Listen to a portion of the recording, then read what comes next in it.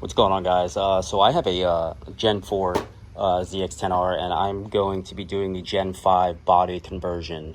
I like the front end better, and I also like the sports tail. You know, it's pointier at the end. But that's besides the point. So when I was looking on YouTube to try to find any videos of it being done, I actually saw no videos, just write-ups online. So I figured I would go ahead and try to make myself a little short series on doing the whole conversion.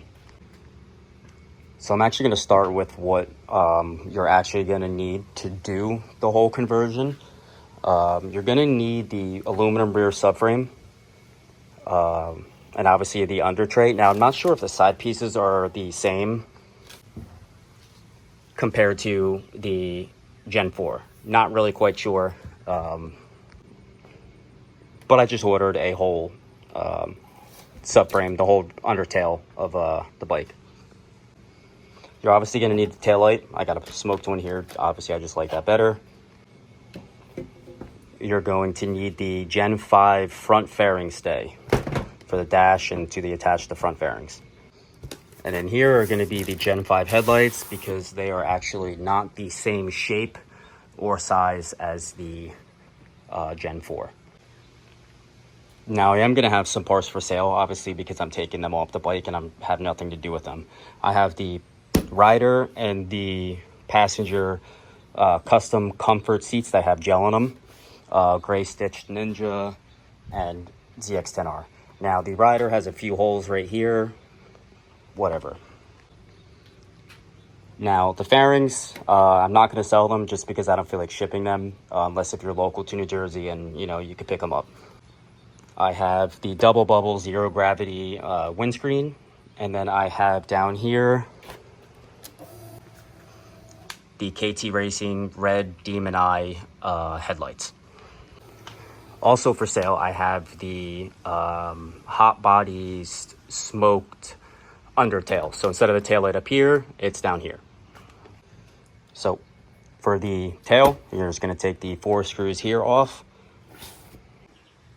Now, my setup under here is going to be looking a lot different than most of yours, just because I have the Hot Bodies undertail. So remove that. So now I'm going to go ahead and I'm going to remove the 2 screws here. I mean, this is going to be a little bit different for you guys than mine, because I have, like I said, the Hot Bodies undertail. Now, for these here, the side pieces, once you take the screw out here, up there, it just slides right out. So now what I'm going to do is I'm going to remove the taillight and the adapter off. And then what I'm going to do is I'm going to go ahead and start unbolting the rear subframe, and I want to get that installed first. All right, so the taillight is off. Don't worry about this mess. This I'm going to be getting rid of. The previous owner has some sort of LEDs in here somewhere. Taillight plug, and then these are the 2 wires for the integrated taillight. So I'm looking at this rear subframe here. Now, I think I can actually get away with unbolting this here and this here and just replacing the aluminum tail part. But that actually might not be the easiest way to do it, because I'm looking at the other one over here, and this is already one piece. But see, this isn't.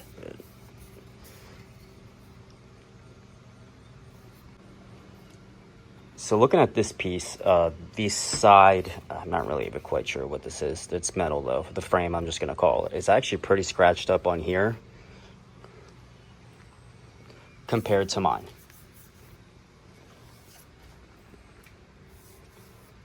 So what I'm going to do is I'm going to unbolt this here, and keep this whole piece one, and then unbolt everything from here but this. Okay, so removing the rear subframe is actually very simple to do. You just have 2 bolts here, they are Allen heads, and 2 bolts here as well. Now you have your tip sensor bolts up here, and then plugs in there. So you have to disconnect that as well. So up next is going to be removing the rear passenger pegs from both sides, and those are also just 2 Allen head bolts as well. So what we'll do is we'll go ahead and we will break them loose. It's kind of hard to do with one hand and film at the same time.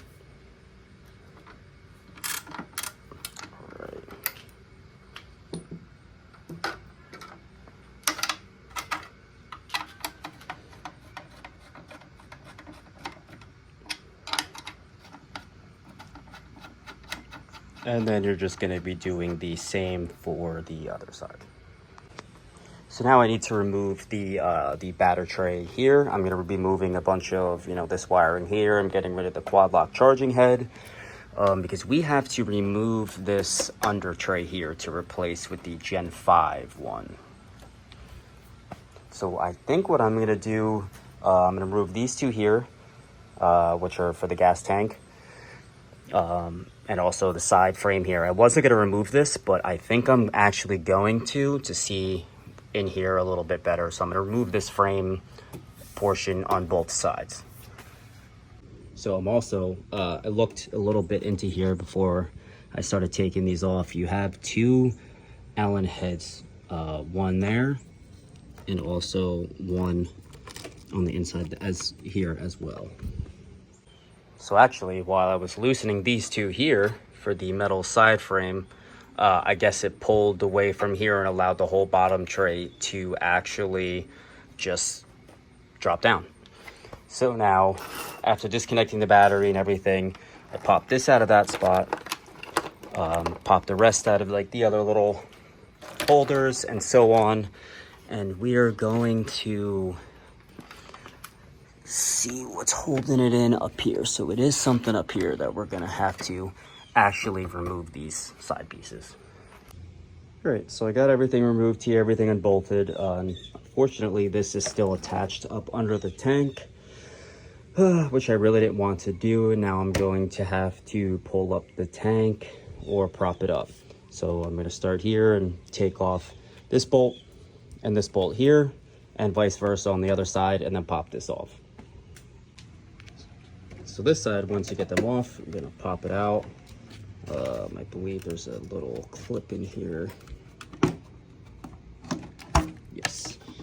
Then you have to pop this out here as well. All right, so we'll come in here and we'll take, of course. All right, and we'll go in here now, and we'll take this one off as well.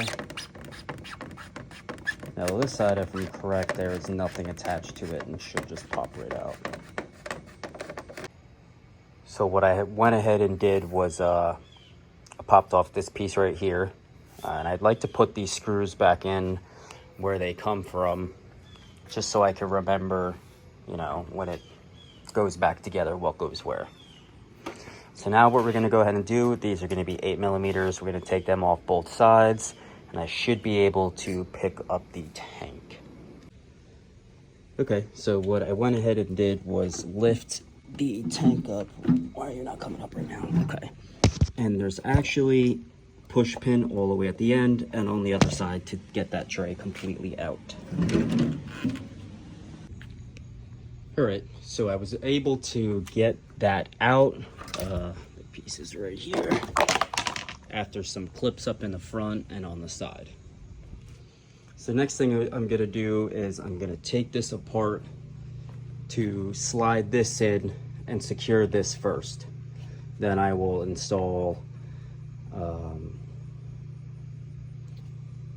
gonna assume the rear frame pieces here, then the subframe, and then the taillight. So what I did, without disconnecting all the fuel lines and everything, I propped up the tank obviously with just a pair of pliers. I got the clip in all the way up at the top there and the clip in all the way up here on the side. And then now I just have to slide all my wiring back up this way, drop the tank back down, bolt that back up, and keep on going. So I have the tank is sitting back down the way it's supposed to. These bolts are loose. This is all clipped in here. What I'm gonna have to do is put these side brackets back on for the frame and then start slowly reassembling the rear. So what I did was I have the tank loose, the side, I don't really even know what you want to call this. I'm just gonna call it the frame for the side on loose. This is now clipped up on the side to the plastic where it should be. And now I could put the frame on, the rear subframe. All right, so the rear subframe is on. Everything is loosely put on now. I'm gonna go ahead, I'm gonna tighten everything up just to make sure it's all tight. Then I'm gonna organize my wires. Now that that's all tight, it's all secure, nothing's loose. What I'm gonna go ahead and do is I am going to reinstall the battery, the wiring. I'm going to figure out where to put it because, you know, this is going to be set up, I believe, a little bit differently. I'm going to put the battery's all, you know, tied down, bolted up. It's got power and everything. The one thing that I'm noticing is this plug here was for the tip sensor on the Gen 4 that has a bracket here. Now this is the old one, and obviously, as you can see, it has a clear bracket for it. All right, so I went ahead and I got the taillight installed. Sorry, it's a little dark. Now the one I got actually didn't come with a plug, which really isn't the end of the world because these wouldn't match up regardless. So what I'm gonna go ahead and do is I'm going to test everything out and then get the taillight all wired up. All right, so what I did was just very carefully just connected the wires of the Gen 5 taillight into my Gen 4 plug. So I got taillight. It's gonna be kind of hard to see, but we have brake light. So what I'm gonna do is I'm gonna take a picture and I will put up what wire is what color wise for wiring this.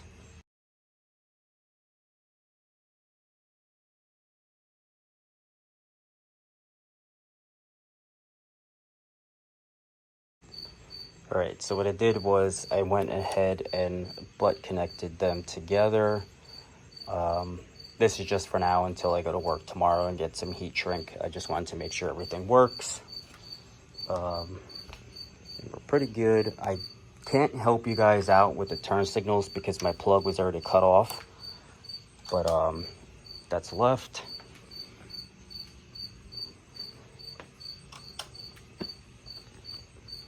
And that's all right. So what I'm gonna go ahead and do is I'm gonna end it here and we're gonna pick up, I guess we don't really have much to do back here.